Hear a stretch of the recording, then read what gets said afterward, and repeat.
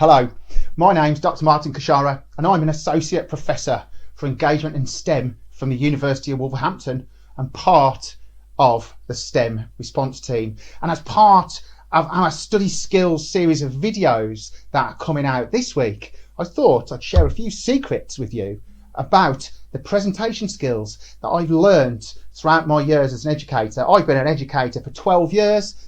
I'm also a science communicator, a theatre performer and a comedian, and I am well known for being good at public speaking.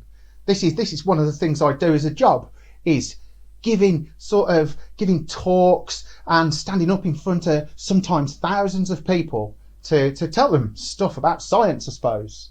And I really love it. And as part of your set of communication skills, presentation skills are absolutely vital to be able to engage an audience, but also to remain interesting when you're speaking, but also to give you confidence to be able to speak in front of people. So I'm going to give you some of my best hints and tips today to show you just how easy it is.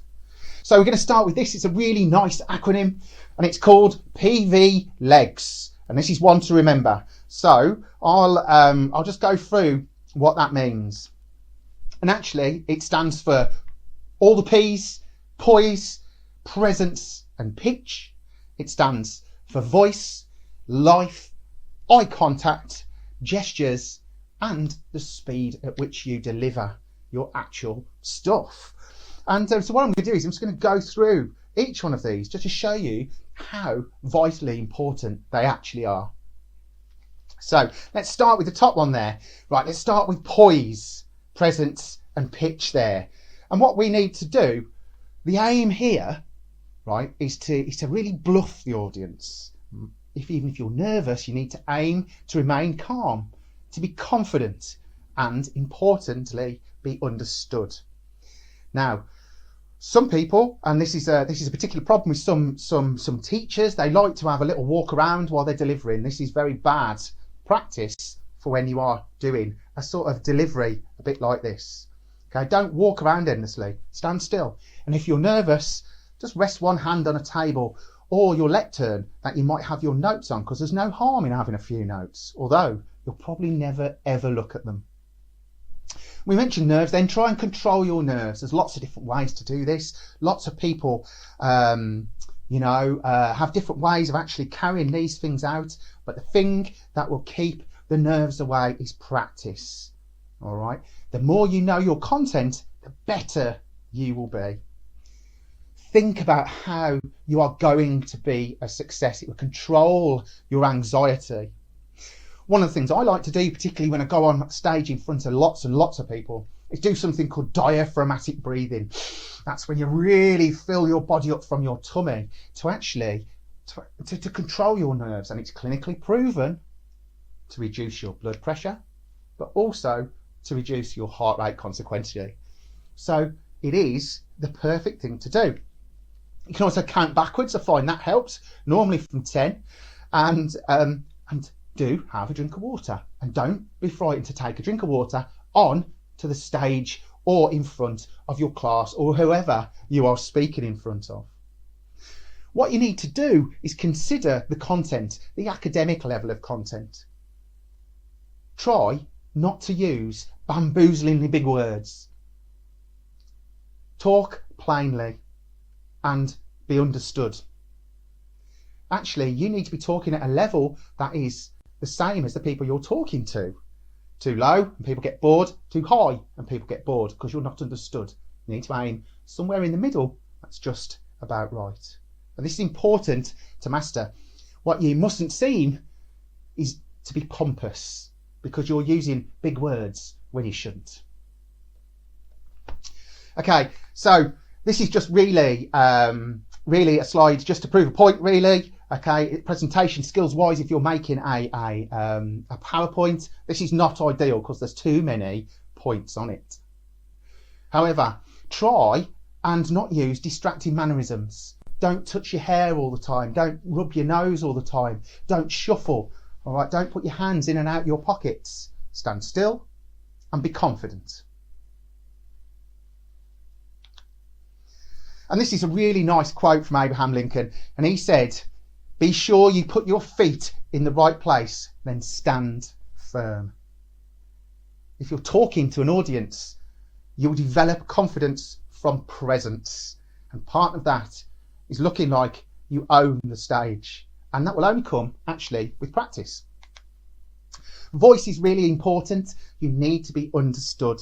Speak plainly, as I've already said, and enunciate your words properly, particularly if you have a stronger accent.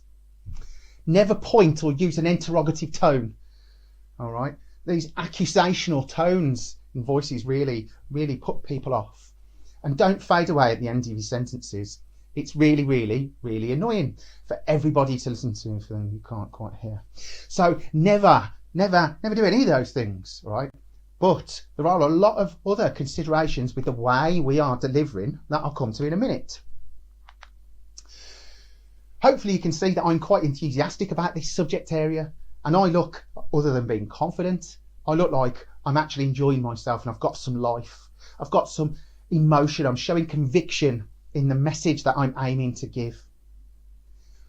Using your voice, you can modify your message. All right. I'm not saying be characters in a comedy show, but be open and be honest. And actually, it will help people to be engaged in what you're seeing. You also never say I, ever, when you are doing any sort of public speaking, because you need to use an inclusive tone. And part of that is to say we or us, because then people see that we are on a journey through the content that you're trying to say together, and that will help you no end. Okay, it's also important to keep eye contact. Eye contact is very important because it conveys emotion. It shows that people are listening because you can see your audience. Some people are frightened to actually look people in the eye, and that's fine. All you need to do is just look at the tops of people's heads, and to them it'll look like you're having the fantastic eye contact that a good speaker should have. The one thing you should never do is turn your back on the audience if you can possibly help it. And if you've got some slides like I've got here in this this recording, you can see just to the one side of me, then actually it's very bad. If I had them on the back here, I don't just stand and read my slides like the worst teachers in the world, because that's not engaging for my audience. All your slides are really for is to remind you, all right? They're not a script. The one thing you need to do actually is just practice a lot. Have little hidden messages on there if you need to tell you to do things. So one of the things about the volume of the voice, which is very interesting, is that where you look controls the volume of your voice. So if I look down at my laptop, my voice goes quieter because the space between me and an object is smaller. If I look up out into my studio here, I actually start to project my voice because I'm trying to fill a space. And again, this is vitally important. You don't sit there shuffling with your notes. All right. And yes, nerves sometimes make us do things that we probably wouldn't normally. But this kind of delivery, to have confidence and project into a room, again, is very engaging. It shows confidence and enthusiasm. And again, you need to be looking right out into that room, not messing about with something on your desk. So the one thing that we can actually have here, which is really good, is the use of hand gestures. You can see that I like to use very sort of welcoming hand gestures. I like to gesticulate, if you like, and that is a really good thing because, again, it can show a sort of inclusive nature in your message. The emphatic gestures actually show your emotion. People want to see that you are human and you have emotions. To stand there just like a robot and read a script is not engaging for an audience and is not good presentation skills. Body movements can also intensify a message, show when something is important. And again, we need to be using these all the time because what we're actually doing here is telling a story from beginning to an end, all right? And the gestures and all the actions that you're putting in to show that you really care about what you're saying are part of that delivery, part of that story itself. But remember, your eyes give you away. So if you are not believing in what you're saying, everybody will know. So you need to have conviction in what you're saying. It's very important. Also, the speed of your delivery, again, is vital. If you're talking too slow, it's not really good for an audience. If you're talking too fast, nobody will be able to understand.